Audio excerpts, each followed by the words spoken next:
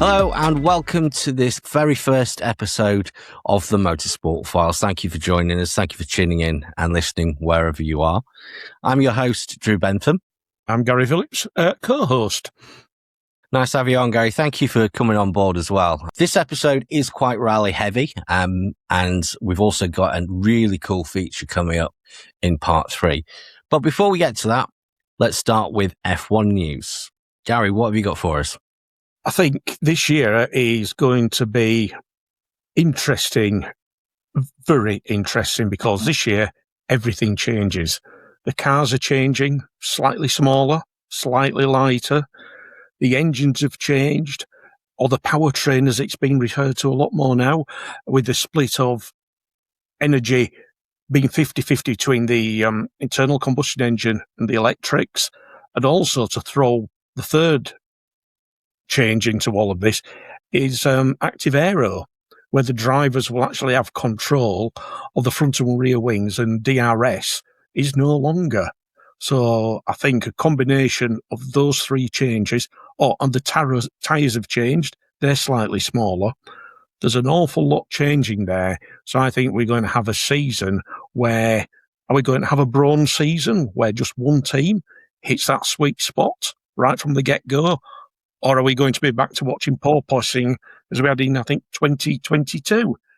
Well, I think they've gone away from the ground effect, haven't they? That which was causing all the porpoising last year. So hopefully we're not going to have that this year. I was having a look on the McLaren website earlier on, actually, and there's so many different descriptions of the new tech, but theirs was quite straightforward. And according to their website, you've got a boost button now, which basically unlocks the full potential of the engine. Now, I'm taking that to be the ICE engine. It's kind of like activating a turbo, really. So you just get like short-term extra boost to help you pass. That's kind of limited like before. So you can only use it for a certain amount of time, I think. But there are no detection zones where that's concerned, and drivers can basically use it anywhere. Is that your take on that as well? Yeah, I read up on that. They used to have fuel flow restrictions. They have now gone, and it's now talking about overall energy restrictions. So you were saying, is it from the internal combustion engine? It's a combination of that and the electrics, but there are restrictions on when you can use it and how much it's there for. So that, yes, the drivers will have some sort of turbo boost button. The restrictions on when you can use it and for how long. I think the boost button is it's part of engine mapping. So it kind of activates the temporary engine map so that you've got more power. On the electrical side, you've got an overtake mode. And this is it's kind of like last year's technology, but they've moved the goalposts around a little bit and are calling it different things, and it works in slightly different ways. But when you boil it down, it's pretty similar. So this overtake mode is another button that they've got, and this is extra electrical energy. Now that they had that last year, and I cannot for the life of me remember what it was called.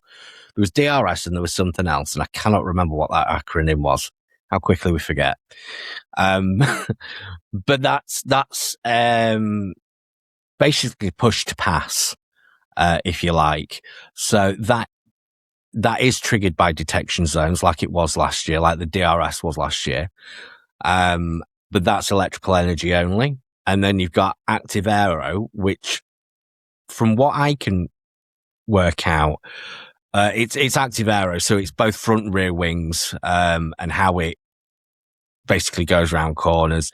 And this is a bit more like DRS. So you've got two modes. You've got straight mode.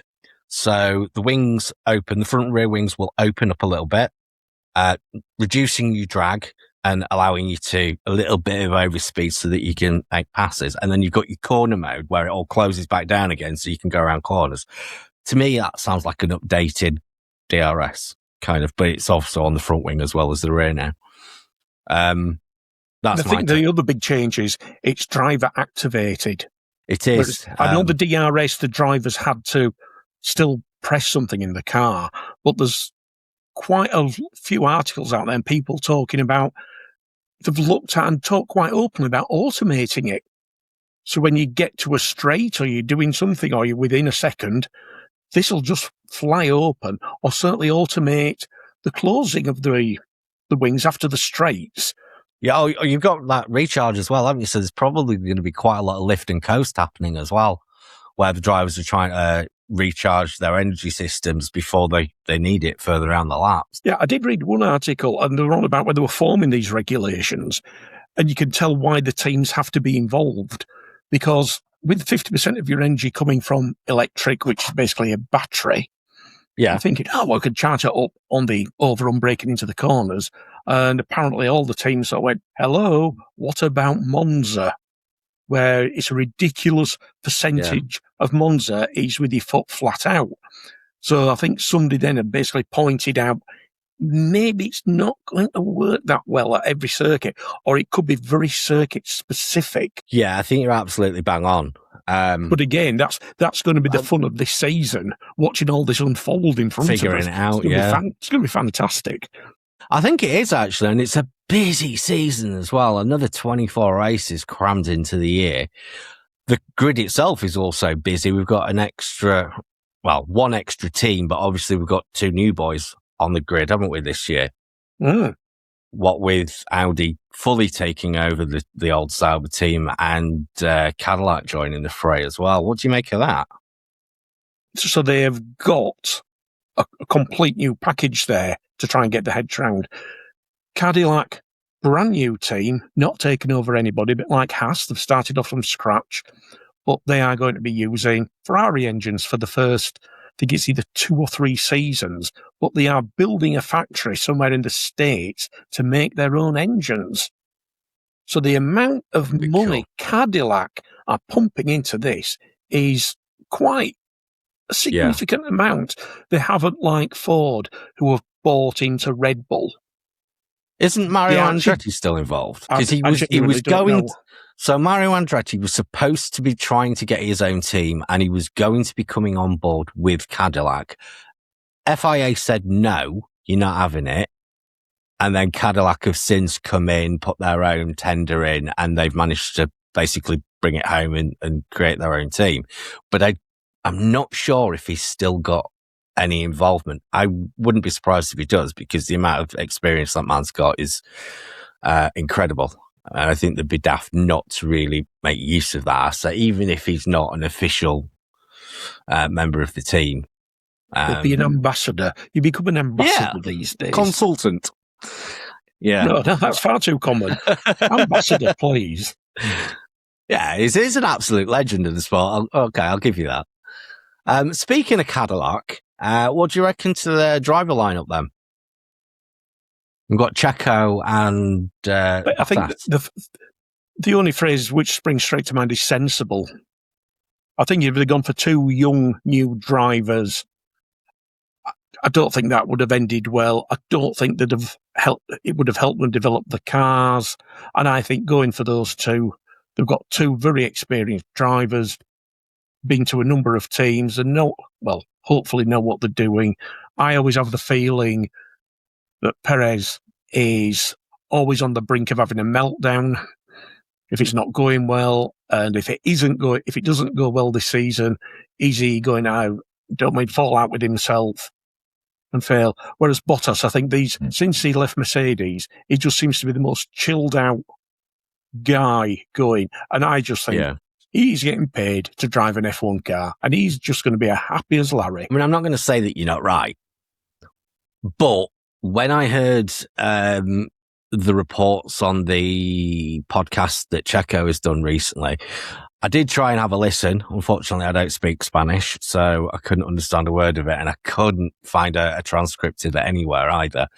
But the reports that were coming out he was basically trying to describe what life was like at Red Bull, almost trying to justify himself and his performance when he was there at the team.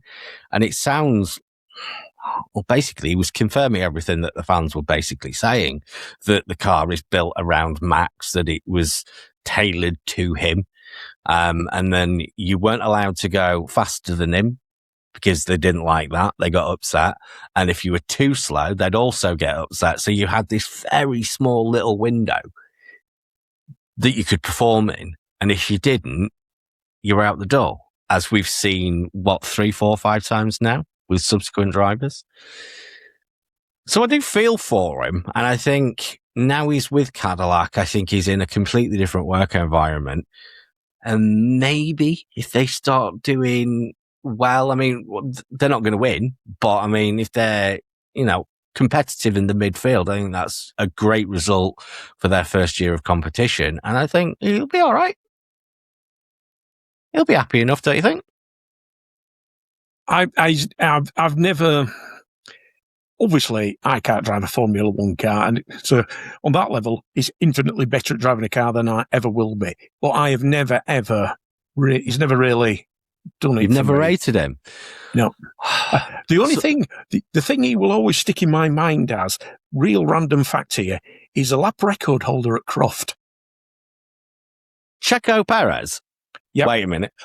Yes, I don't think Checo's ever been around Croft. Has he? Yes, he has. He did the British Formula 3 or Formula 4 one year, and he holds a lap record at Croft. I did not know that. I didn't know he did British. I thought he'd come up through the Mexican route into F2. I didn't know he'd done the British F3. That's news. I'm fairly certain it's. I've got it stuck in my mind. Yeah. If I wasn't using this, I'd be tapping away. I'd be Googling like mad now. So how do you think they're both going to get on then this year? Where do you think they're going to place? I think they're going to do... What, the teams? Yeah, let's start with Cadillac, but how do you think they're going to get on over the course of the year? I think Cadillac, I think they'll do all right. I don't think they're going to set the world on fire. I think mainly because they're a brand new team and the lack of experience.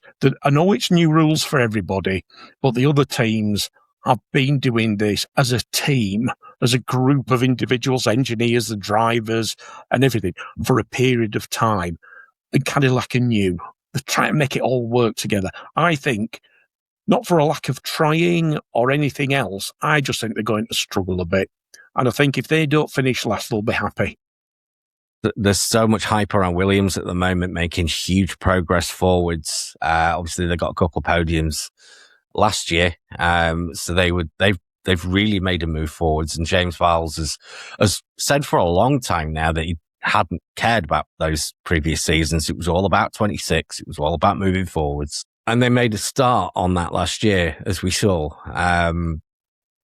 So it'll be interesting to see if they continue that trajectory forwards and get themselves up into at least the top of the midfield regularly every round, possibly even fighting for podiums. If they get to a point second half of the season where they're constantly in a podium fight, they're well on their way to getting back on top. They've obviously got some pretty big competition. There's big news about Mercedes recently. There's obviously been quite a lot of chat with regards to their trick compression that's been going on at the moment. And there is news that the FIA is going to be taking a look at that prior to Barcelona testing.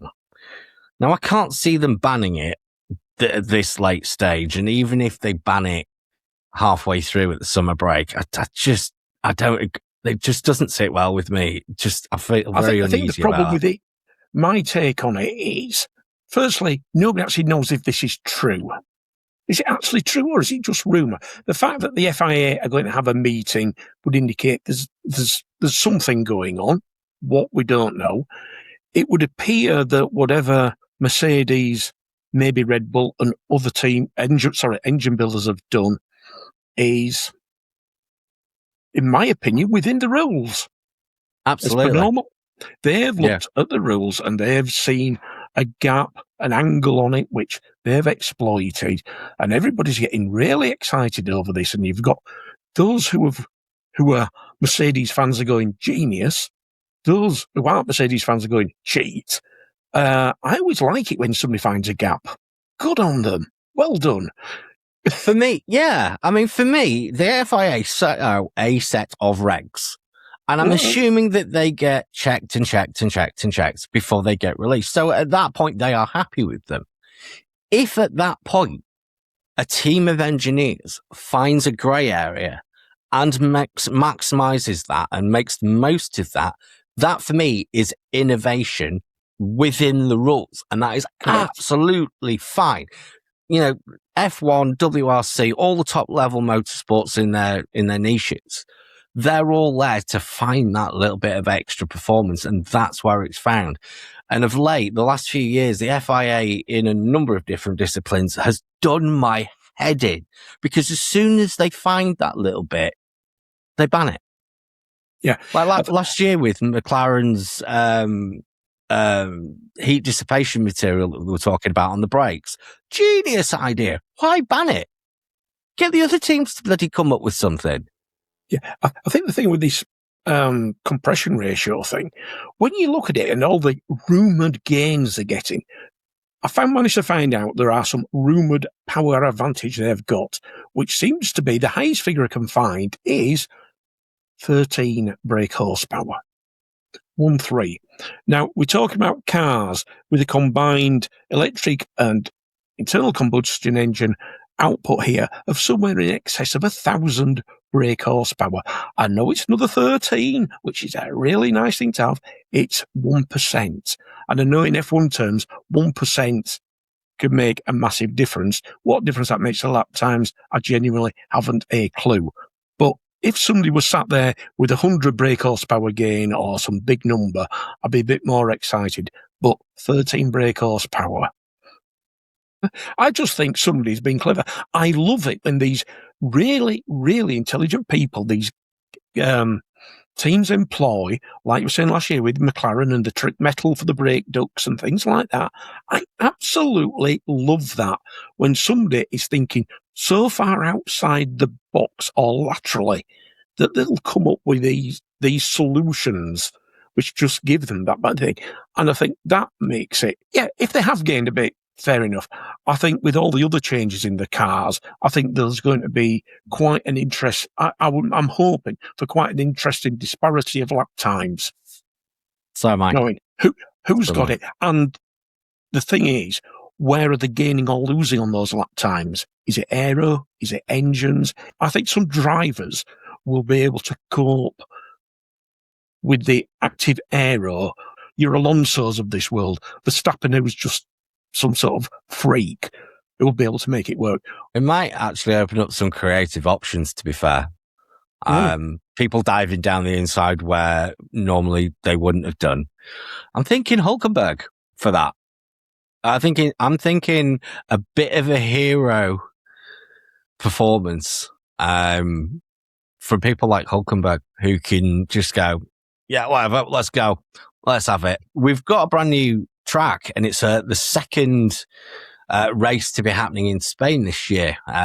Completely brand new. Carlos Sainz Sr. drove it earlier in his Dakar Ford, and it's the Spanish GP at Madrid. Have you seen much about that? I've seen little bits about it. I'm not a fan of street circuits or temporary circuits, I think is the best phrase of it. I like big, open circuits.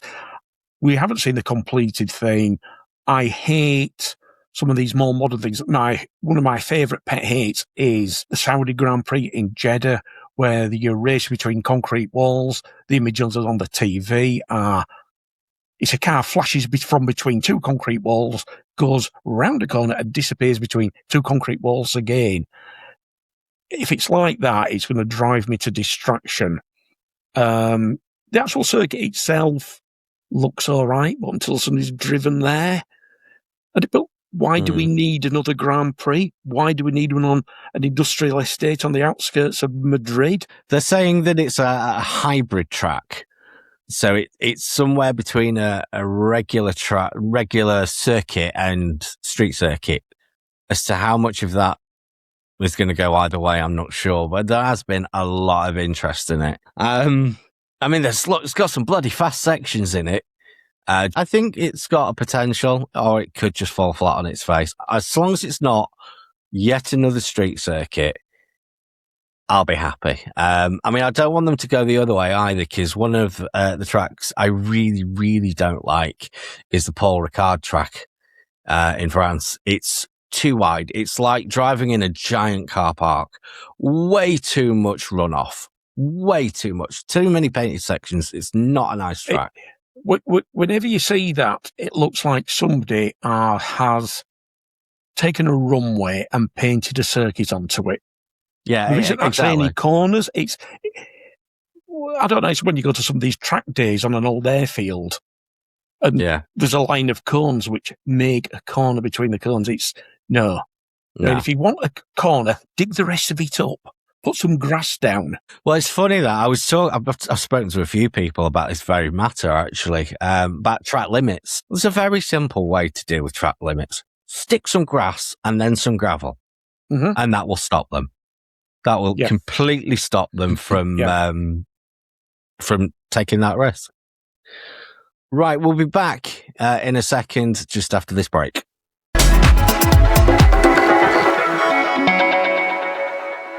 Hi, and welcome back. So we've just been speaking a little bit about the F1 season and the changes that are coming for 26, but let's move on to rallying, to the WRC. Lots of things happening, not just in this last year of Rally 1, but also in preparations for the transition to the new regs coming in 27. Before we get to 27, let's take a look at this year, though. Let's start with the WRC driver lineup ahead of this week's Monty. So, who do you think is going to do well? What do you think about the driver team setup? What are your thoughts? It's a bit of a... Unfortunately, I'm sad to say, I think it's going to be a bit of a one-horse race. I've scribbled down here thinking about this. Toyota, they've got the best car. Okay. Garry, after 3, let's both say the name of the person we think is going to be that one horse. 3, 2, 1. Ogier. Yeah. It's got to be, hasn't it? Unless he has a car problem or he bins the car, which he has done in the past, lets Elfin or somebody else through, I think it's his to lose rather than theirs to win. Well, Ogier signed up for 10 out of the 14 rounds, which is the vast majority of them. Last year, I think it was only 8, if I remember rightly, and he still won the championship, despite everybody else.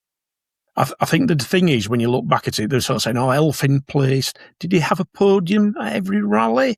Or at least scored points at every rally? I think, unfortunately for him, Ogier won everything he entered, or he won far more. And after that, unfortunately, it was simple maths. I think Elfin went down the Burns drive steadily, accumulate points at every round, very sensible, very mature. But unfortunately, he's up against the guy who can just win every rally if it goes for him. The guy's experience, the car is obviously the quickest. They've got money to spend, the best funded. I don't want to see it like that. I want to see a competition. I want to see a competition between drivers in a team. I want to see a proper competition between the teams themselves. Do Toyota do team orders? No, I don't think they do. I don't think they need to.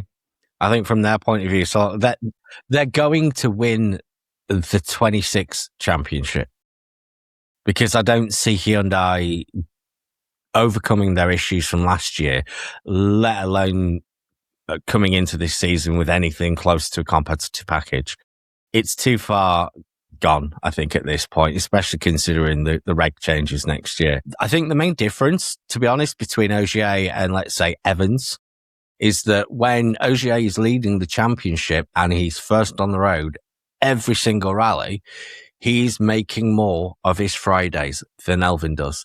Elfin tends to struggle with the conditions, and he's quick, yes, but he's not in the same ballpark as Ogier. Ogier has a little nuance, and he knows when to push, and he knows when to back off, and he knows when to give it everything. And it's that skill, that knowledge, that experience that gets him those wins. I think on a Friday, Elfin's just losing too much time. and he's too far away at the end of the rally. You decided off about predictions. I'd never really thought about predictions for Monte Carlo. I thought about predictions for the year. And I just wrote down my three predictions. Firstly, the champion driver, strangely enough, will be driving a Toyota. Yeah. I don't think you get any better than evens on that as a bet. You won't get any money at all on the fact that I think the championship team will be, Toyota. But my wildcard prediction is that M Sport will win a rally. What makes you think that? I just want them to. Come on. You want them to? Oh, okay. I want them to. I really, really want them to win a rally, or at least get on the podium. I really, really do. Because the championship, nobody cares. Toyota, well, they've got 4 or 5 cars in most rounds. I think that both them and Hyundai are 5 driver teams. Yeah. It's going to, they're just going to be battling out between them. I think everybody who likes the sport wants to see a proper competition. And I think if M Sport, I'll be over the moon if they won a rally. I think if they got on the podium, it'd be fantastic, because that will get people thinking it isn't a monopoly. Yeah. I mean, obviously, Yeah. I am a Ford fan, and I'm a huge fan of M Sport and the work they do. I think they do a fantastic job, given their budget is so much less than the competition. The heart and the passion behind that team is probably second to none in a service park. Unfortunately, they're not in a position to be able to fight. They don't have that funding and they don't have that development. I just don't think the car's fast enough. Now, here is an interesting idea. Is either of their 2 drivers quicker and braver than Greg Munster was last year?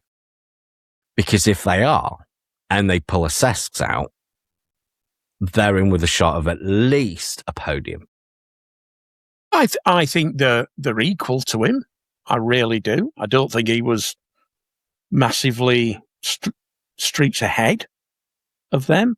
And the fact that the news seems to have broken now that Sesks seems to have got, is it 5 or 6 rounds with M Sport? Well, actually, the last I heard was that he was still in discussions with them. So potentially, if you heard something a bit more... I'm sure over the weekend I read somewhere that he's got either... It's not all the rounds. He's got 5 or 6 rounds, starting in Sweden, and he's on the entry list for Sweden. Yeah, he is, Puma. Yeah. So, and it's all money. It's all money. Ability, unfortunately, doesn't get you a seat. Money helps. Especially with a team like M Sport, it's all about the money. And yeah, Sesks was the obvious choice, and I'm sure they would have snapped him up had he have had the budget in place to do it. He's proved himself more than enough that he's the quicker of any of the drivers that have driven that Puma of late. Certainly since Ogier was part of the team. I think he probably could pull a decent season together if he could get the money to do every round. And I think he'd certainly give them a run for their money. But it's not going to happen this year. Hopefully, maybe next year or in future years. As for both of our Irish drivers, I want to see them do well. I really want to see them do well, especially in lieu of not having an Irish round in the WRC, or a British round, for that matter. Josh McElwain is a great driver, and he's a great story. He's a really good person to have in the sport in terms of how he is at stage end and what have you. But John Armstrong's story, he started on sims and he won the World Sim Racing Championship in 2018. And he's gone from that to sitting in a World Rally car, a Rally 1 car, sorry. That is an amazing story. And if he has anywhere near a half-decent season this year, that'll be a massive box tick for him. I'm hoping they have a good season, and I want them to be in the fight for a podium, especially if Hyundai, for instance, have an absolute mare, which is always a possibility. It would be nice to see them there to sort of mop those up. But we haven't spoken about the big...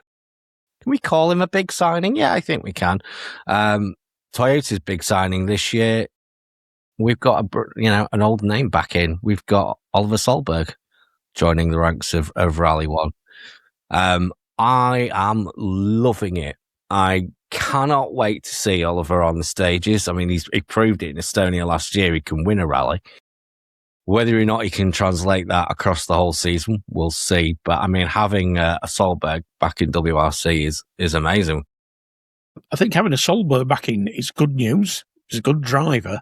The person who could come unstuck, I think, is Evans. Solberg, I think, could be stealing his points, or what he sees as his points. Whereas last season, Fogier's doing the rally. No, I mean, Evans could have been sort of saying to himself, I must be good for first or second here, maybe. Now, all of a sudden, first, second, or third. I mean, he could be moved down the pecking order through no fault of his own, that the team have recruited somebody in who's that little half a notch better. And it goes back to what I said before about Evans's Fridays. If he has a bad Friday or an average Friday, and Solberg has a better Friday because he's got a better road position, he's not as likely to lose it. The feeling I've got at the moment is that I don't think Oliver will. I think he's got a lot of experience in a lot of different cars now. He's won WRC2. He's familiar with the roads. Obviously, he's got to adapt for Rally 1, but his head's better. He's much more level-headed. I think his head's better, and he's still got youth on his side. Yeah. Whereas I think the older you get, you could say, yes, it's experience, but you don't necessarily get any faster. Yeah, you can have the experience, you get to know the rallies and all this sort of thing. You've got to have the raw speed there as part of your DNA.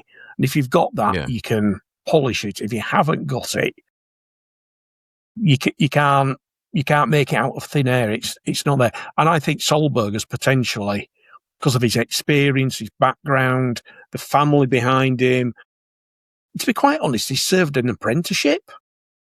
All the different things he's done, the different cars he's driven, and he's now waited to that moment in time where everything, because didn't he have a dabble in a Rally 1 a couple of years ago? Yeah, he drove for Toyota. No, Hyundai. He drove for Hyundai. He had a massive accident. A huge, massive accident. And maybe that was too early for him. Maybe this now, it's just going to hit the sweet spot. And I think it'd be great for Oliver. I don't think it's going to be particularly good news for anybody else around him. No, probably not. If we look a few years back at Adrian Fomeau, for instance, he had a similar story. He was put up to Rally 1 for Ford, crashed a lot, got taken back. He did the British, won it, came back much stronger, much more level-headed, built on that and started getting podiums for Ford before obviously moving on. And Adrian's just going to keep climbing. He'll get some wins this year. What do you think about Hyundai then going back to the old multi-driver third car setup? I've got my own thoughts on that. I think for them, it's probably a sensible idea going for experience. They're not going to have the car, and they know that they're not going to have the car. They know it's not there. They're looking at Rally 2 for 27 and beyond.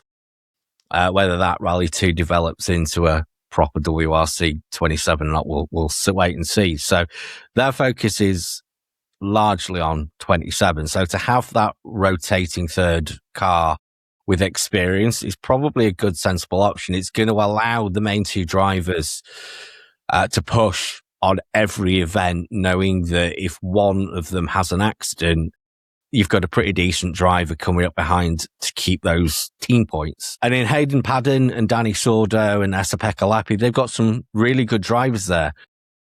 I'm not sure Esa-Pekka's head is there. The last time he was in Rally 1, he was very down on himself, and I think his self-belief wasn't quite where it needed to be. Danny Sordo has been in and out so many times he must be dizzy, which is a shame because I actually rate the man. I think he's a pretty damn good driver, especially on tarmac. Obviously, Hayden Paddon's back. Everybody's been saying that he should be part of the WRC team, so it's a good signing from them. I think, it's a good idea. I can't really fault their decision making on that. I am not convinced about this multi-driver setup at all. I know I've read bits about why they've done it, but you think you're only driving, 5 rallies? 4 rallies? And if you're only getting the proper feel of the car once every 3 months or 2 months, as opposed to somebody who was in it every single round, yes, you could say, we've got 3 people testing the car. We've got 3 lots of feedback. Isn't this wonderful? It is if they're all saying the same thing, but if they're all saying different things. Yeah, I take your point, but I think that their purpose isn't to win rallies unless something monumental happens up front. Their job is just to bank points. That's it. So 3rd, 4th, 5th, 6th, whatever it happens to be, it's take points off Toyota wherever and whenever possible. That's their only job. And they're great drivers. So, I mean, Hayden's been driving the Hyundai for years. And the other two, that was the last car that they drove. So it's not a million miles away from what they used to know anyway. I think they'll be back on track within a couple of rallies. You're right. They're not going to be at the same level as OGA, but they don't need to be either. I don't think they need to be. Be interesting. I just think that this year he's going to be a bit of a holding year. If we're not careful, it could turn into a Toyota benefit. And I personally am just maybe looking a bit forward to next year, because I think next year has got so many variations in it, proper variations, that's going to be really interesting as opposed to this year, which is looking potentially a little bit predictable. I think, it is predictable, isn't it? If Toyota don't win, I'll be surprised. And if OGA doesn't walk away with his 10th title, I'll also be surprised. There is no point in OGA turning up to 10 rallies every year if he doesn't want to do it. He doesn't need the money. He doesn't need to prove himself. I think when you get to elite sports people, you are talking about a deep desire to win. I think a lot of them will say, we don't look at numbers. We don't look at this. We don't look at that. He could be the first man ever to be a 10 times world champion. And he wants that. Yeah. He wants to beat Seb Loeb. And he always has. Yeah. So he has got that golden opportunity here. Yes, you say, he's only doing 10 rallies. I bet they're his favourite 10 rallies. Yeah, I bet they are as well. He isn't doing that single. He isn't doing that single venue event in the middle of nowhere. He isn't doing that one. He's doing the ones he enjoys and he thinks he's going to do best at. I think he'll be walking away with his 10th title, and I think Elfyn will be close, but it'll be for the season. I'm going to go OGA winning it. Elfyn a very close second. Again. And I'm going to go wild card, and I'm going to go Solberg in 3rd. I'm sorry. You've almost taken you have to take the words out of my mouth. I'll go with exactly the same. I can't see it. Exactly the same. I think the only difference would be, the only wild card would be that maybe Solberg could be 2nd. He's going to have one hell of an amazing year. He's going to have to pull off the performance. He doesn't have to remember. But between the two of them, I think they're going to be taking points off one another. So they're going to be both further away than... I think they're going to be very close on points, Evans and Solberg.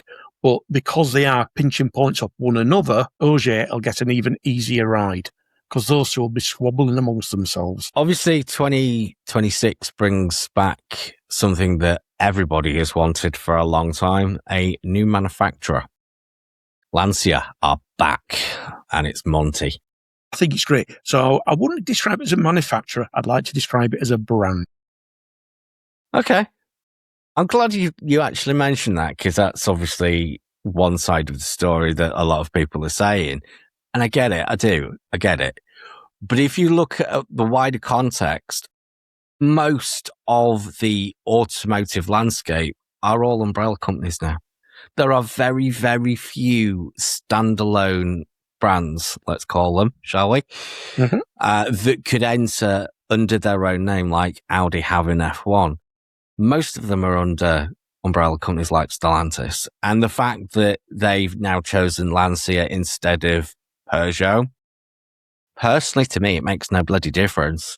To have that name, that iconic name back in the WRC, just to have the name in there is amazing. And who knows, over the course of the next 2, 3, 4, 5 years, however long they decide to be in it, they may become full Lancias again. I mean, it's never going to be a Delta. It's never going to be an 037. Do you know what I mean? It's those days have been and gone. It's time for a new generation moving forwards, and it has to be under Stellantis because it's the only way that they could survive. To be honest, up to a few years ago, I didn't even know Lancia was still about.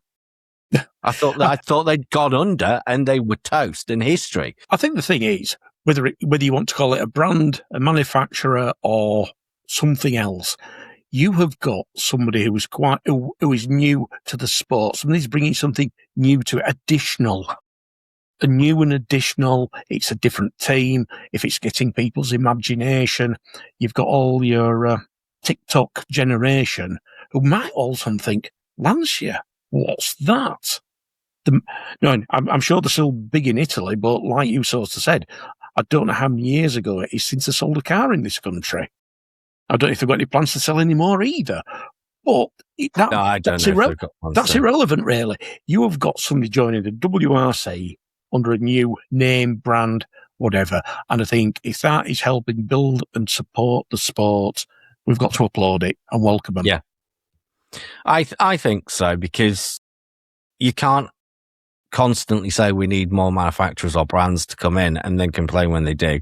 I know it's Stellantis, I know it's a group, but it's a name from the past. We don't have Audi because they're too busy with their F1 car. We don't have Mercedes, although we do in the BTCC.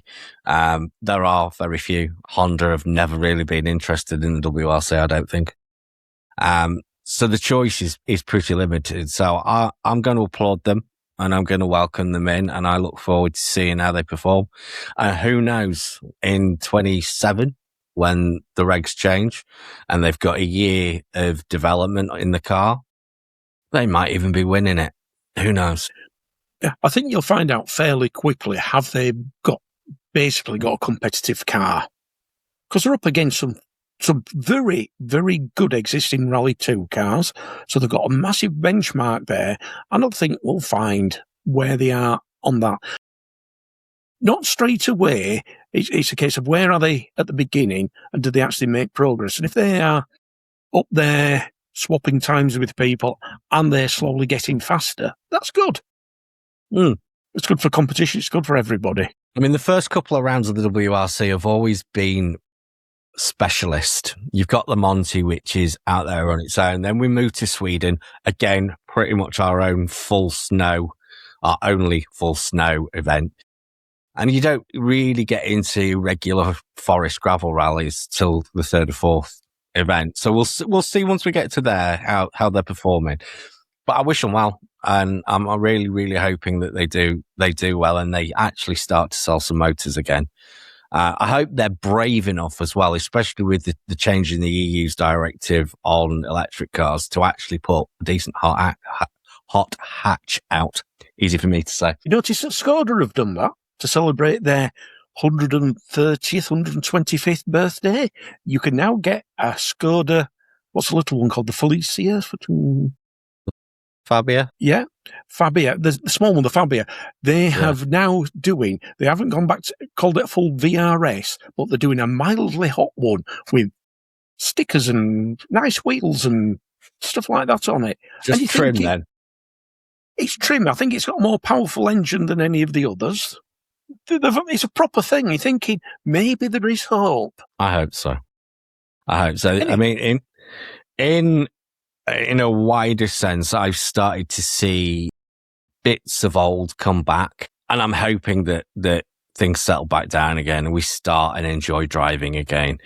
I won't get into that because that's an entirely different kettle of fish to get into. I could, but I won't. Quick one for you now. We've mentioned 27. We've touched on 27. This is the last year of Rally 1. What do you think of Rally 1 as a formula? Do you think it's worked? Has it not worked? What would you have done differently? I haven't had the pleasure of seeing them live.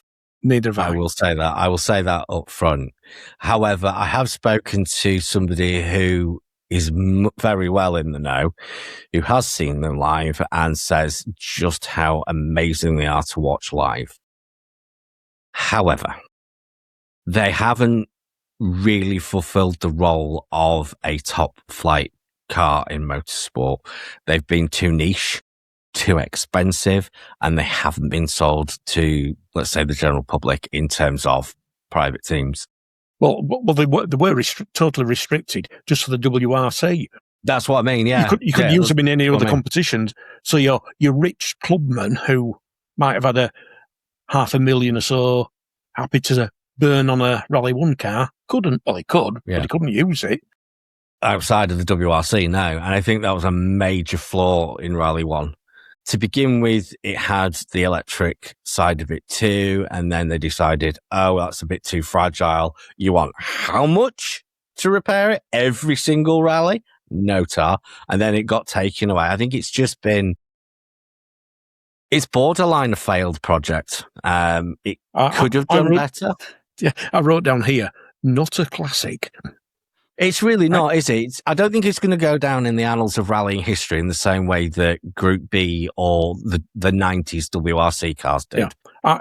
I think, given time, I'm not going to say how long, I think it'll actually get forgotten. If you mention Group B to almost anybody who's got an inkling of interest in rallying, regardless of their age, you say Group B, you will get a reaction. You will. You said Rally 1 to the vast majority of people, there'd be a fair percentage of blank faces. Yeah, it's just, it never really got into the public consciousness in the way that other style cars have, like Group B or Group 4 Escorts. They just didn't spark the imagination in the same way. Yes, they were bloody fast. Yes, they were bloody capable. But they just weren't lovable.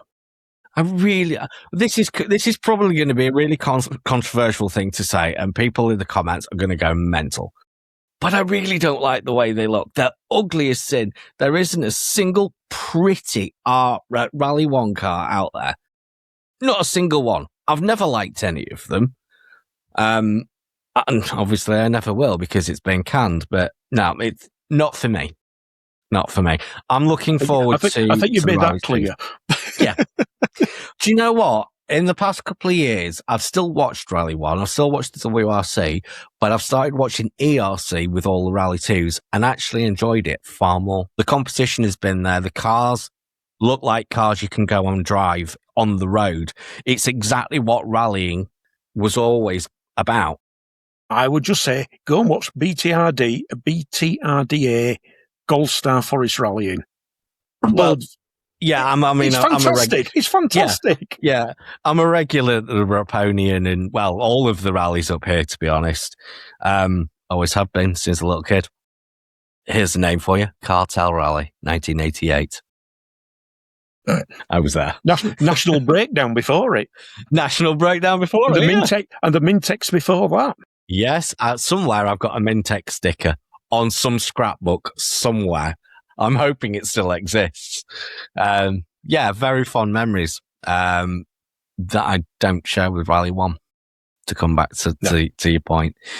Do you think a part of that, living in the UK, is because we're sulking because we haven't seen them in the UK? Okay, I wouldn't go so far as to say I sulked. Yes, it would have been lovely to have seen a Rally 1 car on British forests. Yes, absolutely. And perhaps I will hold my hand up and say, having never seen one live, if I had have done, my opinion might be different. I'm sure people are going to go, yeah, you're right, it will. You're probably right. I'm not going to disagree with you. But the fact is, I haven't seen one, and it hasn't translated over the TV like it did with the others. I've just been thinking, but I'm old enough to have seen the 85 and 86 RAC rally. I think about the Group B cars. Yes, there were the Group B cars and everything else. And while you were saying that, I've just been thinking, because of the formula and how things are built, all the Rally 1 cars, like you've pointed out, are never going to win a beauty contest. They're all of a size. You would think back to the Group B cars, and try not to keep going backwards here. They all looked very different. They were all different sizes. They had completely different engine configurations. They were all different, very, very different answers to the same problem. Because of how the world works these days and everything's that restricted by the regs and everything, all these cars look this. All the Rally 1 cars, it's the same. Yeah. I'm not saying they're not fast, but it's just they're not individual enough. They're not unique. I reckon probably would be something that could help the WRC in the future. Allow a bit more individuality. I know that 27, that's kind of coming because you can build your own car now to a point. And I'm really hoping that will translate into some unique motors on the WRC. I really do, because we've lost that. Where are the pin-up cars? You've got you've got a choice of 3 cars. I'm not a fan of the Puma, never really have been. I think it looks a bit like Thunderbird 2. It's horrible.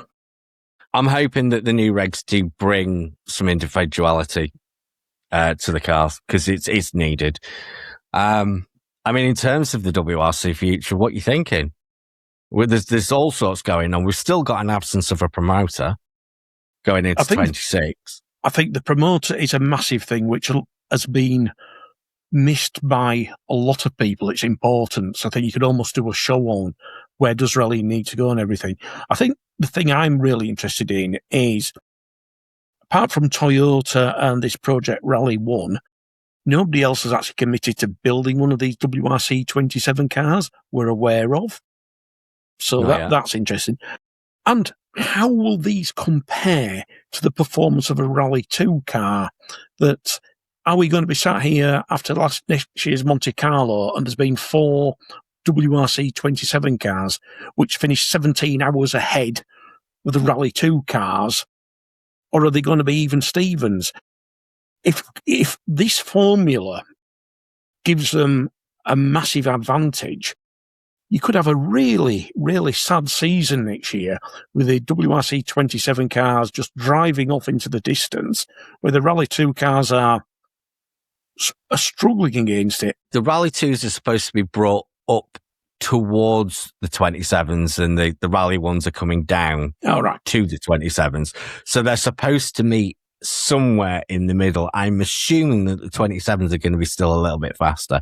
I don't think it's going to be huge amounts, because that's just going to take the Rally 2s out. The question is, if they're too close. Yeah. I do wonder though, if they end up being too close, are they just going to build a Rally 2 car? Because it's cheaper. Why bother building a bespoke vehicle? And at the end of the day, it's sport, but you're talking car manufacturers, and this is about selling cars.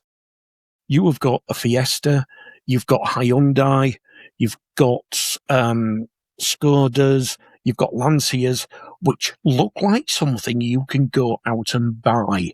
Now, I remember years ago, I had a friend who specifically bought a silver Chevette, because it's like the one which goes rallying, which just proves you can get people hooked into this, which looks like something you can buy. So these manufacturers and people entering at the WRC level are there to sell cars. Yeah. And if they start to, if they all of a sudden they go, hang on, we're selling a few more motors now, even if it's a rally car, even if we've sold another 10 this year. That's great news. That's going in exactly the right direction for what they need. So I think it's going to be a really, really sort of interesting year. But I think the promoter is the real elephant in the room. I think the promoter, I think there's talk of it being a 25-year contract, and in my opinion, it needs sorting. It was going to be December, timed so when Saudi had finished, we can announce it. What happened? Silence. Yeah. We're now in Monty week, more silence. I think the promoter's got a hell of a job thinking, where do we go? How do we get more engagement? How do we get more following? I don't think there's any argument over what's needed. I think that it's the how are you going to achieve that? And that is a massive. Yeah, it is. You're right. It's massive. But I hope they don't fall into the usual traps of short-term attention spans, because we're not all like that. And in fact, a lot of the current generation aren't like that either. They want long-form motorsport. Those that are involved, those that are interested, they still want the long-form versions. They've got the attention span for it. But don't you think that almost every motorsport lends itself to both forms? That if you want the long form, you can watch the whole event. But if you want the short form, you can go on YouTube, you can go on TikTok, and you can watch the highlights. You can watch the juicy bits. Absolutely. You can serve it up quite easily on two levels. Well, I know what you mean. For my sins, I don't often admit this, I used to like NASCAR. And I used to love watching a 500-mile race, hundreds of lead changes, multiple pit stops, absolute mayhem. Oh no, it's now been broken down into 4 separate sections. So now there are 4 125-mile races and a very complicated system for points and everything. And at that stage, I left the building. Yeah, I think it's all too easy to ruin it. And I really hope they have the conviction not to. See, for me, they do get a lot of criticism, but for me, the promoter who is responsible actually produces one hell of a package we could only dream of back in the 80s and 90s. The coverage is excellent. The presenters largely are excellent. And it is second to none, but it's almost gatekept to the level of secrecy. In terms of, and what I mean by that is you could do so much with the product that you're producing that they're just not. Everything is behind a paywall. And I get that. I do. But you also produce a highlights package. You produce one-off shows. And yes, they've got, Man and Machine on YouTube, but that's an exception to the rule. Get the highlights show out on domestic TV whilst it still exists. Or on a streamer. Get it out there for free to hook in the new audience. You've got it there already. Use it. Use your specials. Use your archival footage. Don't just hold it in a room and do nothing with it. I think the problem with rallying is when I first started following it, it was quite simple. The guy who spent the least amount of time in all the stages won. Now, that's quite easy to get your head round. If you get to the end, and you done it in the shortest possible time, you won. Oh no, because it gets a bit tricky. We're going to have split the points now after a Saturday and award some points on a Sunday, and then we're going to throw in the power stage where there's this, that, and the other. And that guy who you haven't seen for 2 days, he can now restart for the power stage or something. And he's just like, oh, for God's sake, the guy who you think's winning for some reason doesn't get all the points. I just find it feels like a layer of complication I don't really need. Formula One, luckily, still is in its basic form. The guy who goes past a checkered flag wins. You can understand that. And I think rallying, at certainly at WRC level, has lost its way a bit in trying to produce something different. They're trying to produce excitement where it didn't really need, because rallying's an exciting sport all on its own. It doesn't need it artificially creating. So this multiple restarts that you're allowed when you go off. Now, if you're out, you're out. If you've binned it, you've binned it. Yeah, that's rallying. If you've binned it, you go, oh well, next rally. And then messing about with all the points differences with like Super Sunday. No, it's overcomplicated nonsense. Fastest to the finish wins. Simple as. Everybody knows where you are. Like you say. I think what I'm getting to here is that what the promoter's got to do, isn't engaged with people like us two. We're complete addicts to this. We're just going to carry on going and buying this stuff, whatever they manage to do with it. If you're going to make the sport grow and get better and get back to where the popularity it had before, I'm not going back, start talking about cars and things from the past, but get the popularity there and get that engagement. You have got to make this sport appeal to the people who, dare I say, won't listen to this podcast, won't look on YouTube for bits of rallying footage because they maybe are ignorant to it. They don't even know it exists, or they haven't been told about it in the right place. I think that's what the promoters got to do. And I think one of the key things here is the WRC, these service parks. I've never actually been to a full-blown WRC event. I've been to the RAC rally when it was part of the WRC back in the day. But these service parks and everything, the vast majority of them, and even rallies in this country, because of the nature of the events, you can't go anywhere near town. It'll cause traffic problems. Oh, no, can't be having that. No, get the rally to the people. Look at the successful rallies. The East Yorkshire Rally, Tarmac one, was in the British Rally Championship last year. It starts in the middle of town. It starts in the middle of Beverley. Bring the rally into the town. I'm sure the Malcolm Wilson used to start on Cockermouth Main Street. Don't push the rally out to some industrial estate in the middle of nowhere, which nobody can go near. Bring it to where the people are. Start it in the middle of, like you mentioned earlier, the cartel that used to start in Bradford in the middle of in front of the town hall. Created absolute chaos. But people knew there was something going on. The people who knew nothing about rally, like, oh, what's going on here? Oh, look at the cars. Aren't they noisy? That's the sort of thing you got to do. We're quite happy to shut roads down for just about anything under the sun these days.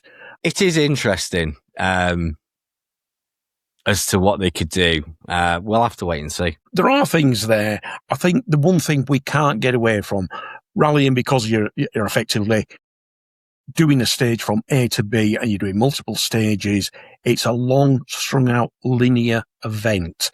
And the problem with that is it doesn't lend itself to TV. Well, it's funny you should say that. We could look at, and people are thinking about changing from the cloverleaf back to potentially a more linear design, but it's funny you should mention that it's not great for TV, because in our third and final part of the show, we actually take a look back and ask the question, what if you took the rules of rallying, completely binned them, and reinvented them for a special one-off event?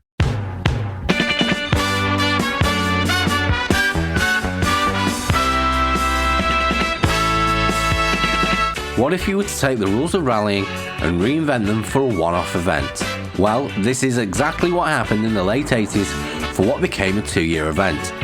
And we owe it all to BBC's Ski Sunday.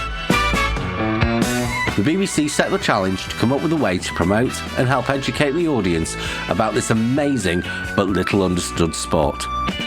It was indeed a bold new idea, and one that would alter the course of not just rally coverage, but the British Touring Car Championships coverage too. But before we get into that, let's go back a bit.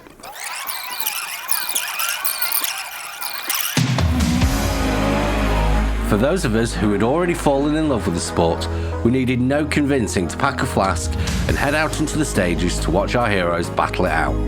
Rallying had grown from the gentlemanly days of the 60s and 70s into an ultra-competitive sport where tenths of seconds were traded in the race for glory. Thanks to Audi, it became all too clear that four-wheel drive was the only choice. And with the introduction of Group B, the sport was set for a meteoric rise in popularity throughout the 80s. Big power, big flames, full sends, and lots of action. But as with so many quick success stories, the bubble burst in 1986 with the total ban of Group B and the monsters it had created. Too many accidents and an almost absence of crowd control in places had made it impossible to continue. For 1987, what replaced it was Group A. Slower cars that were stronger, safer, and looked just like the cars you drove to work in. Almost. Rallying in the 80s was a spectacle, but only if you could get to an event.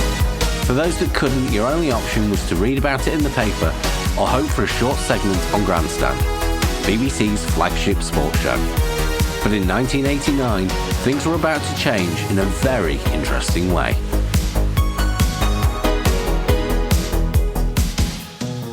Joining me today is a legend of sports TV broadcasting with a career spanning 48 years. He became the voice of motorsport for a generation, finishing off commentating on the BTCC. But today, he's here to talk about the Mobil 1 Rally Challenge. I am more than excited to welcome to the show, Mr. Steve Rider. Good morning. Good morning. So can we just first of all start by setting the scene, if you could? So prior to, 88, 89 perhaps? Where were you? What were you up to? And how did you come about meeting Barry?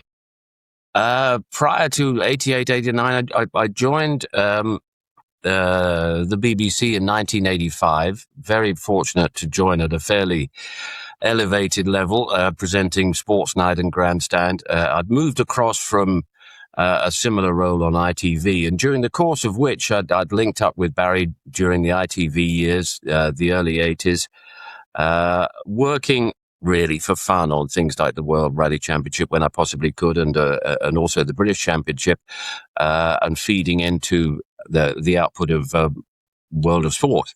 And then when I moved across to the BBC, we took that relationship with us and managed to develop the coverage of the World Rally Championship and the British Championship within Grandstand. And that brought us to the end of, all the excitement of the Group B era. And we got to about 88, 89, and we're looking around to develop the coverage, to take it on to a next level, or maybe to go into a completely different direction. And that different direction was the British Touring Car Championship, the coverage of which we launched in 1989. But in the midst of that, we were challenged with, taking the rally coverage to a different level if we possibly could, and that's where the Mobil 1 Rally Challenge came in. It was a fun experiment. It lasted a couple of years, and I think it got people's attention. But it was a great thing to work on, but it was a very sort of challenging time for motorsport coverage in general. Well, it was, because of course back in those days, rally TV coverage was quite thin, apart from the coverage that you guys provided for us on Grandstand. It was obviously nothing like that we've got today. And I remember as a kid, I used to look forward to those moments when it did come on. But with regards to the Rally Challenge itself, how did specifically the idea for the Rally Challenge come about, and why do you feel it needed to be conceived in the first place? Well, the most important thing in the Rally Challenge and the rally coverage in general was the support that we got from the hierarchy at the BBC. I mean, what we were doing was, a slightly dodgy operation. We were using manufacturers' money and a little bit of sponsorship from within the sport to generate the coverage that goes on this wonderful free-to-air animal called the BBC, which has no end of rules and regulations against that kind of thing. So we were always on a little bit of a tightrope in terms of the legality of what we're doing, if you like, for the BBC.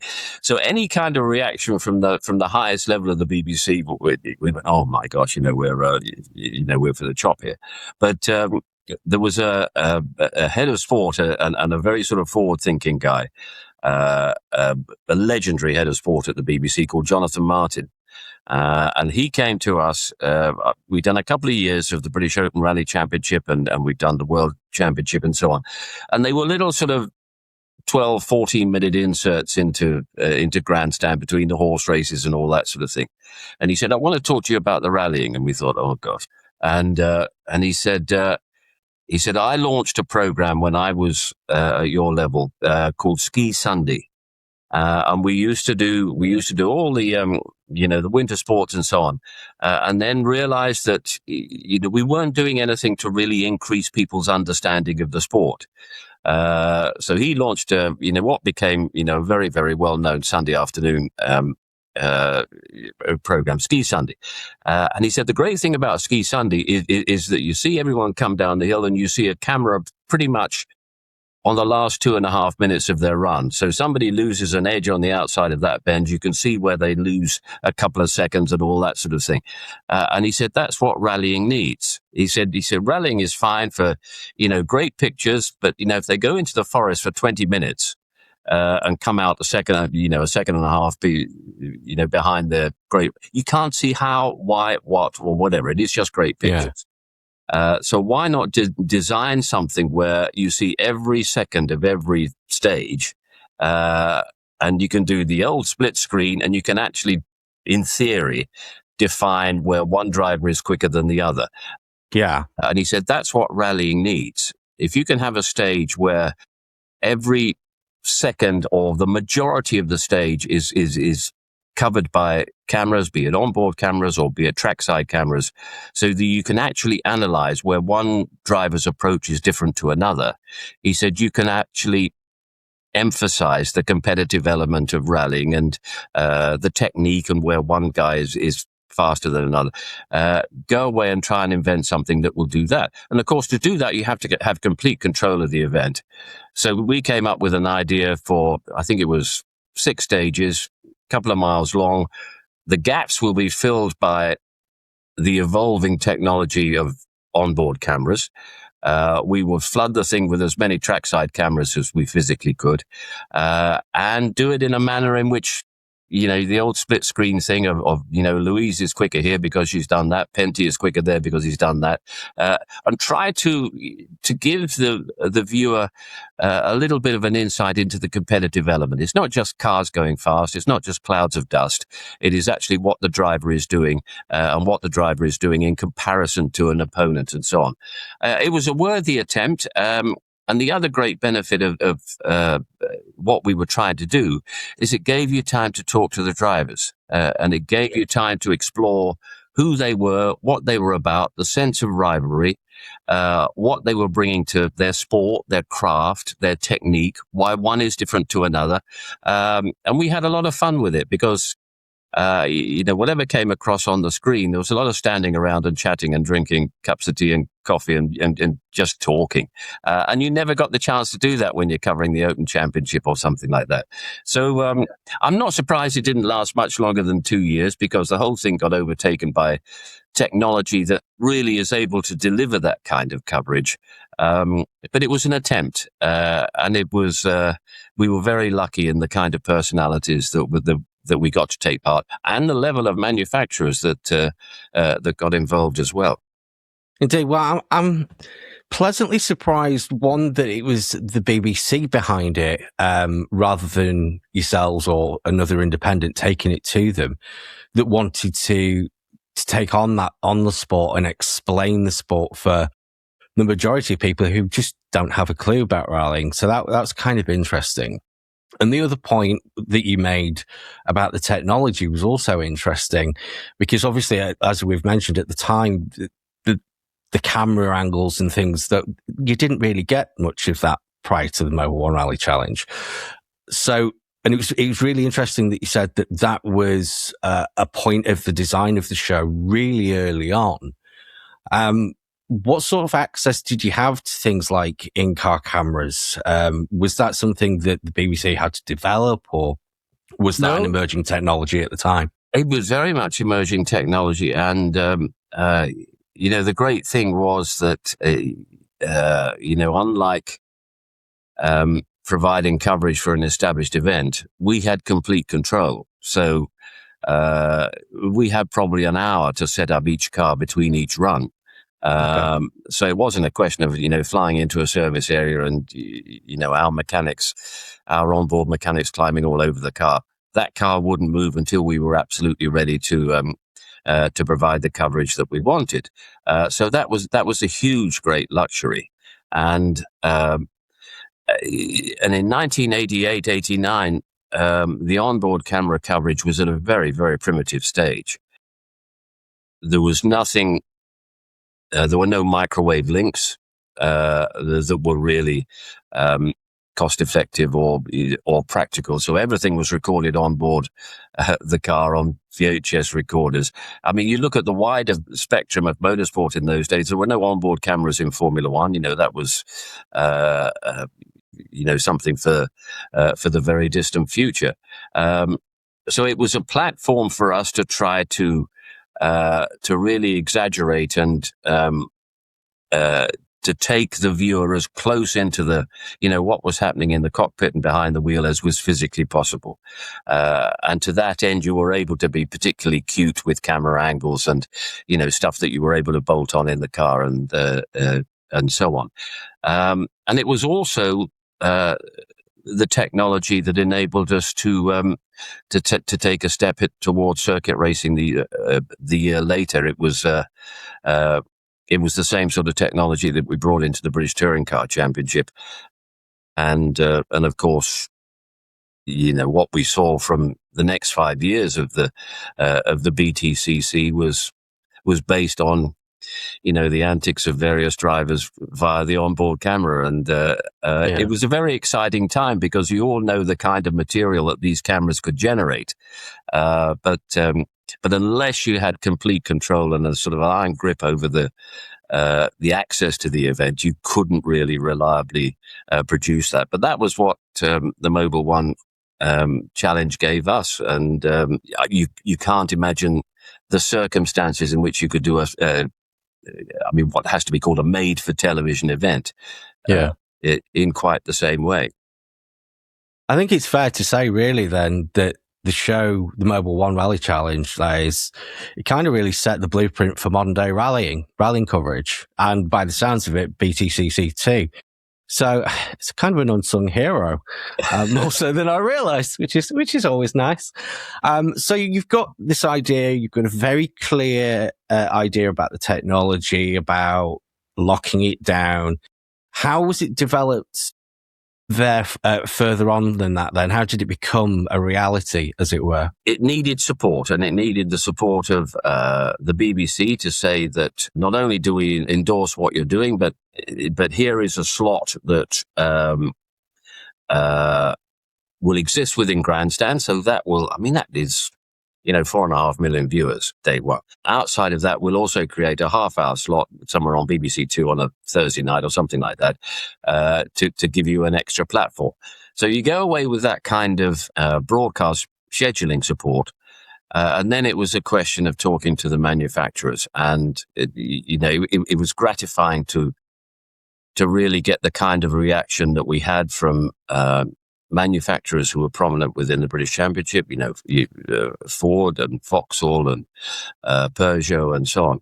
But also, the real sort of headliners like Lancia came across for the second series. And David Richards was a great supporter, bringing the Subaru legacy in for the second year of the challenge. And it was still only the first year in the World Championship for Subaru. So really it was a first opportunity for an audience to get up close to what eventually became a World Championship winning make. And then, of course, you got the drivers who will do whatever they're told just to get behind the wheel of a car. Yeah. And it was the great personalities. And it was, I thought that, the interesting thing from my point of view, and I'm not a driver and I'm not, part of that driving community. But the thing that really struck me was you get someone like Louise Aitken Walker or David Llewellyn or someone like that. And, what's up next for us, Steve? And he said, you're driving the Lancia. And you see the look on their face, and it's like, someone at the back of the grid in Formula One being told, have a play around with the Red Bull for a day and so on. Yeah.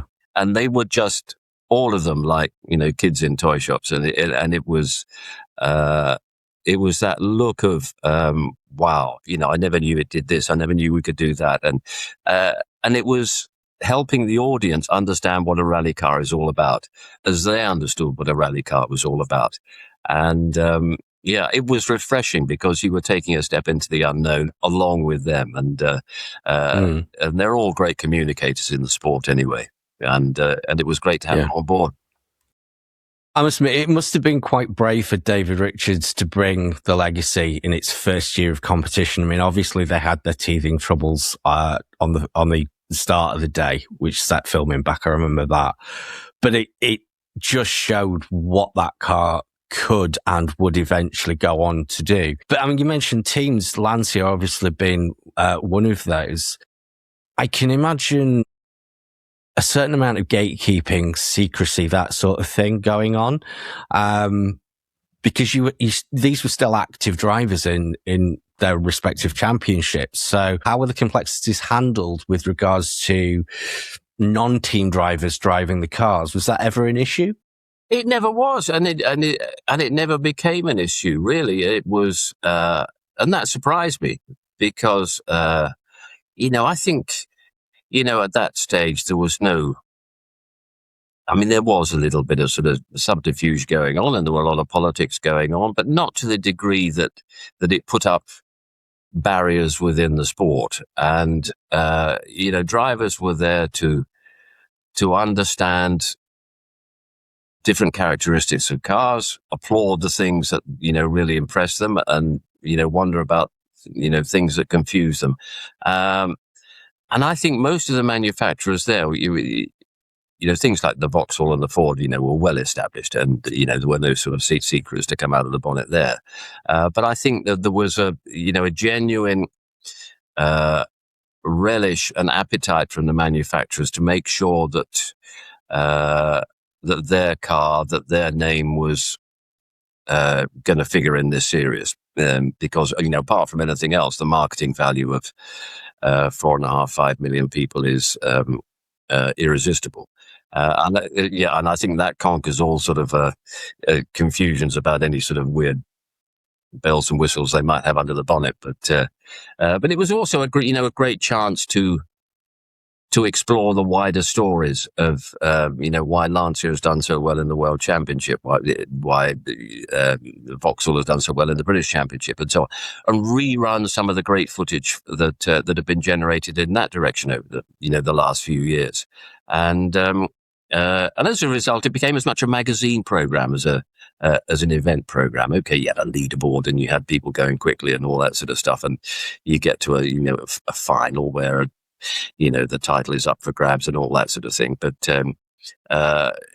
and it did become surprisingly competitive in the end. But the wider thing was to create a showcase for rallying in all its levels, and I think it did its job in that respect. Could you give us a taste of what it was like to film the show then on a typical day? I mean, how long was the run? Was it 5 separate days, or I'm assuming it probably was? Yeah, we would pitch up. I can't remember how compressed the schedule was, but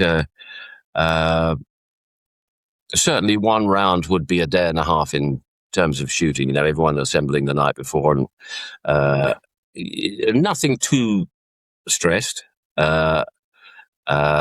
With the help of the Forestry Commission and so on, the stages were set out and marshaled pretty well, and from then on, it was a lot. You had, I think, one car and maybe a spare.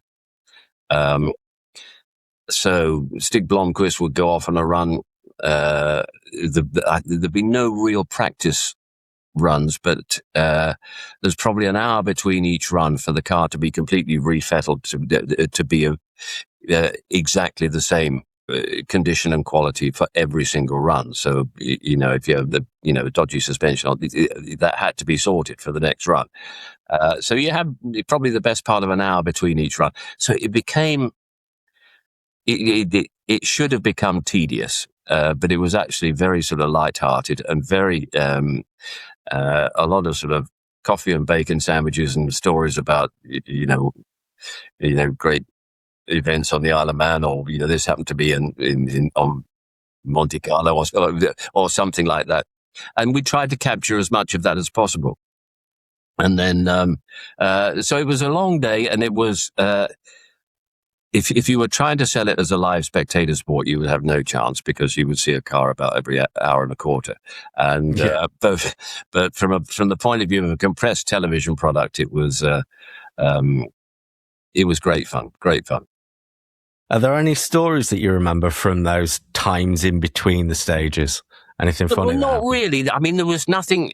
You know, there were small things that I think. No drivers setting each other up or pranks or anything crazy like that. And everyone was very.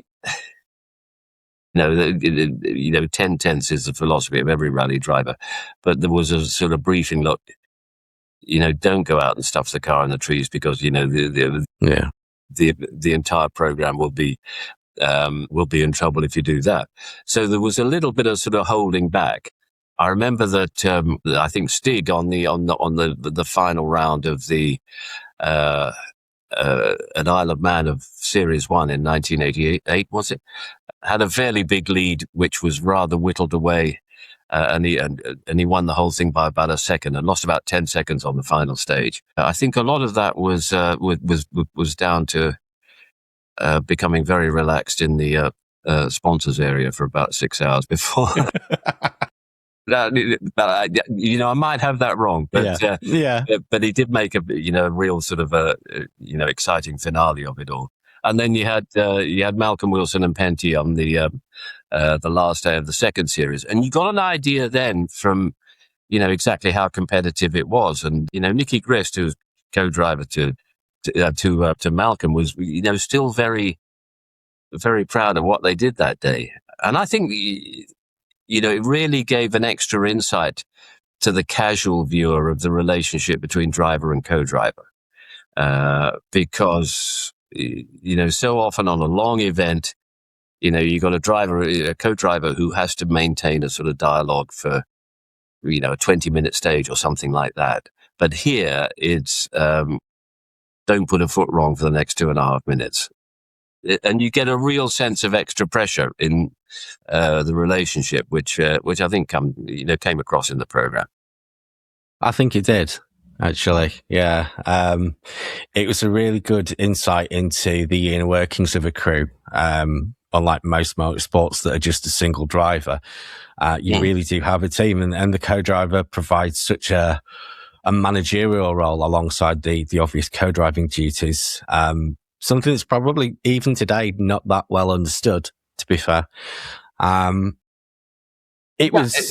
think it's in a way, it's one of the disappointments. I think you talked to David Richards at that time, and you talked to a lot of people at that time, and they had a genuine feeling that World Championship rallying in a few years from that date was going to be on a par with Formula One. And possibly going to take over the prestige of Formula One. It never really happened, and there is still the quandary for World Championship rallying of how it portrays the competitive element and how it portrays one driver against another when it is so difficult to encapsulate and cover a World Championship rally in its entirety, and also to encapsulate why one driver and one team are better than another. The pictures and the technology of modern World Rally Championship is astonishing, but it still struggles to tell the stories that are there to be told, and it's a shame because it's hard to put your finger on exactly what is missing. But something is, the world rally champion, can walk down the high street whenever he wants and not be recognized. And it shouldn't be like that because these guys are on the same par as anything in Formula One. Absolutely. I do have a question about that, but just before we get on to it, why did the Mobil One Rally Challenge only last 2 years then? I think it was because it sort of ran its course. It did its job.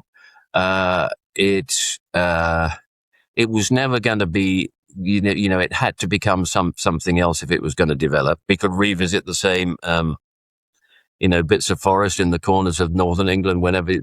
But basically, it was it needed to progress from where it was, and also at the time, you're thinking, right, we can take the characters that we've seen in the Mobil One Rally Challenge, we can follow them a little bit further in the World Championship and the British Open, but at the same time, other things were happening, and I'm not ashamed to say, but the priorities within the BBC were heading towards circuit racing because it was easier to deliver, easier for an audience to make sense of, and I think the proof is that the British Touring Car Championship is still, a cornerstone of motorsport coverage in this country, and fantastic. And it's lasted the course. Nothing to do with us. It's all to do with, what has happened within the sport. But I don't know, Steve. I think your part is a very big part in that little story. It is very gratifying to see how it works, but it's, but I do feel that, a little bit guilty that it was at the expense of rallying that the Touring Car Championship sort of took over that kind of audience. I've recently not so much realised, but it's become more and more apparent over the last couple of years that rallying and the BTCC are almost like brothers. Yeah. There's quite a lot of surprising crossover, and I don't blame circuit racing for being easier to cover. Rallying is a tricky sport to cover. I've always got that, and I understand why. So for the times when we do get it, and as you've mentioned it already, the package that is being produced currently by the WRC promoter is fantastic. We have never been that lucky in history. And I think we really should be thankful. I do think we could do more with it. Yeah. But the quality of the product is second to none, especially given the circumstances it's gathered together and produced in. So absolutely well played to them. But the WRC is in a similar position to how it was sort of post 86, I suppose. We are about to lose Rally 1 next year, which is almost a kind of equivalent to Group B, super fast cars. And we are then going to be going to kind of Rally 2, WRC 27 spec, which we're expecting to be slower, as it was in 87. With an environment where attention is waning for the WRC, and where we're in a position where we don't even have a promoter, really, for the WRC, is another rally challenge potentially something along those lines, something that we could bring back as another idea to possibly promote the WRC, do you think? I think there is certainly room for a kind of sort of restart for the championship. And it depends on the kind of platform that the championship is able to attain. What the advantage that we had in our day is that there was no great competition for an audience. We could go to the BBC and we would say, right, Mobil 1 Rally Challenge, and there was 4.5 million viewers. The World Rally Championship can't do that. I mean, it can go to someone like TNT or a Channel 5 or something like that, and there's 450,000 viewers, which is never going to launch any kind of a global product. But if you could overcome the ultimate challenge of saying to a BBC or ITV, look, take the World Rally Championship, and here is an introduction to the World Rally Championship. If you want to use that horrible expression, a made-for-television kind of introduction. It's got a competitive element. It introduces the drivers. It introduces the technology. It makes sense of all the wonderful pictures that you're about to see over the course of a season. I think there is a real sort of appetite for almost treating it as a new sport. And you see so many sports trying to establish themselves on, the more obscure platforms, and making an immediate impression via social media and via network coverage and so on and so forth. It needs that kind of a restart. It's not enough to say, we've got the best coverage in the world, we've got the best technology, we've got the best onboard cameras and so on, and throwing it up in the air and expecting the audience to latch onto it. There is too much out there. You've got to be elbows out, and you've got to be really sort of aggressive and have a strong belief in the product. And that's where a new promoter and an imaginative promoter is desperately needed, because it's weird that you get a sport where the product is there, but the outlet isn't there. And in the world of television we've got at the moment, the outlet isn't going to be there. The audience isn't going to be there. It's going to be via social media. And I must confess, I don't understand how social media works. And, it was great fun to wander up to the head of sport of the BBC and get a 4.5 million audience immediately. I mean, you can make that work. It doesn't work like that anymore. No, the landscape of TV is most definitely changing, and it's changing rapidly. I do wonder if there's, not just somebody in the BBC or ITV to go, yeah, we'd love to do that, but I'm not sure there's even the scope for it in linear TV anymore. Yeah. Which then you're forced back into a paywall behind one of the streamers, or you're back into like YouTube or something like that. We've got one, maybe two generations that maybe don't know that much about the sport that may end up loving it if only they knew about it. And that's probably one of the major considerations that they're going to have to get over if the sport's to survive at that sort of top level, I think. Yeah. Yeah. And of course, one thing that we did have, and you assume that it doesn't exist anymore, but it's daft to assume that, are the personalities. The personalities you have to develop via the product, and the personalities are certainly there. But you get so many British drivers who are sort of knocking on the door and, capable of producing the outstanding results. And you look at the back page of a newspaper and they never get a mention. And you get events like Monte Carlo. You got a desert in terms of motorsport in January. And you look back at the way the RAC was treated as a national event all those years ago. Monte Carlo was treated as an international event. I remember, with a transistor radio listening to Robin Richards on the Monte Carlo Rally and Raymond Baxter in 1958, 59 or whatever. And, it was part of the sporting scene. Well, we did have the global sensation of Colin McRae and Richard Burns, which did bring the sport into that global arena for a time. It did. We just haven't really seemed to, it seemed to have waned away once he finished his career. We do need that. It would be interesting, I must admit, to see some of the current WRC drivers in a setting that doesn't have the same pressure as a championship, just so that we could really see those personalities like we did with Vatman and McRae back in the day. Yeah. I do wonder if the sport's just got too pressurized for us to really see people's true personalities.